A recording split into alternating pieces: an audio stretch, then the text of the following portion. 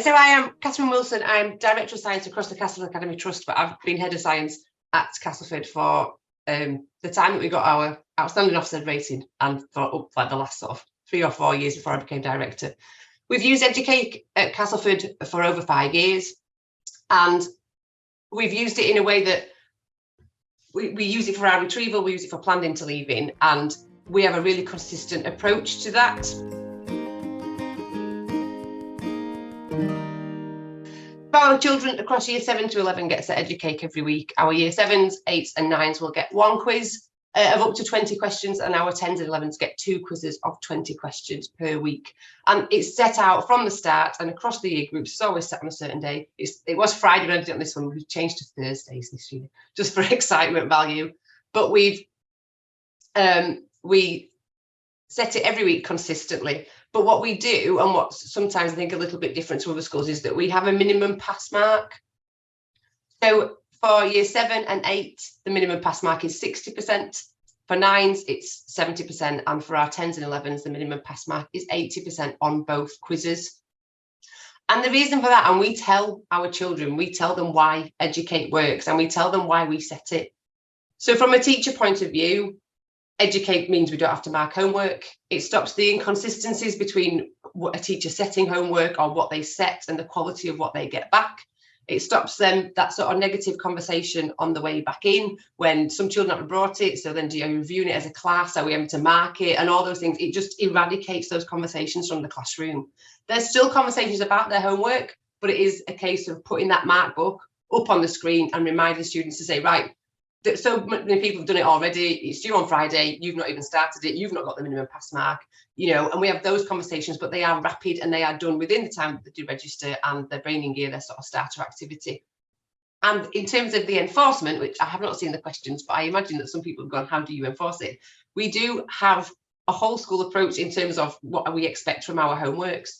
So if children do not meet the expectations, they get a behaviour log for not meeting those expectations and they are put into detention.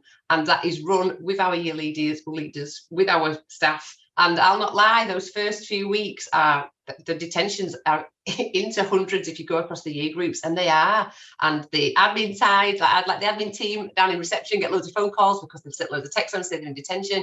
But we hit them hard and we make them have it until they realise that this is what we expect. And so it is a little bit, but we all brace ourselves for those first few weeks, and then the numbers drop down, and then you can have those phone calls, you can have those, is there a barrier to this? Is there something going wrong? Most of the time, it's just because they're just not organised, but they do work. The minimum pass mark is explained to those children because we know at the end game, 40% of the paper is just sort of recall knowledge, 40% is applying that knowledge, and then there's the 20% of questions that are at the back end of the paper that give them those different contexts. So 80% of an exam paper requires our children to know things off by heart. And we know, children know, there's a lot of science to learn. And so how we use Educake is that we will plan our quizzes based on prior learning. So when it comes to year 7, their first quizzes, they're based on working scientifically from Key Stage 2. And then half-termly, those quizzes are then changed and updated so that they are based on the previous half-term's learning for their entire journey through the school. So they get really used to that idea of, oh, we did this last term, or we did this last year, or we did this last half term. And then they repeat the questions. So sometimes with our Key Stage 4, there'll be 3 quizzes per topic, but they will get them twice. So that rapidity, that answering questions rapidly because they've seen it before, really helps them to learn things off by heart. In terms of how that is managed, children are expected to do that, but we teach them how to use Educake in a way that we know the revision works. So we explain to them, like we said, and we do that through classroom teachers, we do that through heads of year, and I also go into assemblies. I teach children en masse so that all the year leaders, all the form tutors and the science teachers, so everybody across the school understands that we are using Educake and why we're using Educake. There's lots of other programs, so maths do a similar online program as well. So sometimes they jump on the back of my assembly, but I get in and we make sure that people know that it's not just a one-person teacher that's having those conversations and they just hear it from a classroom teacher or their head of department or their data lead for that particular year group comes round, but actually everybody has that conversation, and it has to be a whole school approach so that when people are walking down the corridor, we'll say, it's Friday, is your Educake due? Have you done your Educake? And children have those conversations, but we tell them how to use it. Educake will tell you about the wrong answer and what the right answer is. And it also actually gives that explanation now. Now, everything that we do is research-based, and there's all sorts of revision ways that are evidence-based so that we know that they work. And one of the ways that works is for children to use flashcards or notes when they're doing it. So they're not sort of sitting and reading through things. They're not sort of just highlighting things absent-mindedly, but they're actually doing something with it. So when I go into assembly and say to people, how do you use Educake? This is what we do. So Educake, you can get it wrong. That's absolutely fine. But you need to do something with that. So your flashcards where you write the question out and then you put the answer on the back. And what happens is you build up a bank of things over time.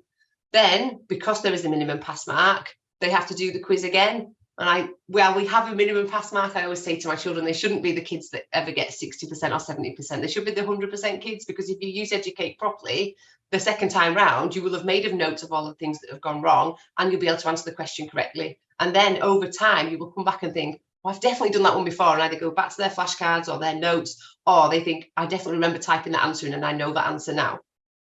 So teaching them how to use it and what you want them to use it for really helps, because otherwise children will absentmindedly click around. You can see how long it's taken to complete a quiz. So they will either just go through, if there's no minimum pass mark, they'll just go through and say they've done it, and that's no good to you either. So the minimum pass mark is the bit that means that they have to do it. If you want some real outcomes, so not just to get all giddy about how great we were, but we took apart what we do. So we have a really well planned curriculum based heavily on retrieval and getting children to remember things. And Educake is factored into that and has been for many years now. Our children know this is what it's for. And when we looked at our results analysis this year, obviously from the first exam series that we've run for those 3 years, we said it'd be interesting to see if our planned retrieval, we have interleaving, we have planned retrieval in lesson time, and we use Educake, if it works. And so we were going to go through all the papers and sort of pull out all the isolation in knowledge and isolation types of questions. But actually we said, well, let's just look at AO1 and AO2 questions. And our children at Castleford did over 10%, around 10% better than the rest of the country when you compared us on AQA, compared to others, the whole of AQA really. We got a progress score of 0.64 this time, and that's twice as good as what we did on the CAGs and tags, because our children do well, because our children learn, because they know why they're learning, they know how to learn, and we make them remember. And Educate really sort of features in that, and that consistency across the school means that they sort of get into the flow of it. It's difficult for year sevens. We do have to take them to computer rooms. We do have to have them informed time to show them how to log on. We do take them on a tour of Educate, like you've just seen here, so they can see how to use it. We talk about it at parents' evenings. We talk about it at parents when they drop in, and in their year six as well, because we need people to know that it does work. So in terms of the top tips, it helps we have a data lead for each year. So I use people in my department, either on UPS or TLRs, and they will become the data lead. So they manage the admin side. So rather than each individual teacher managing that, I have 5 people across my department that set the quizzes for the entire year group.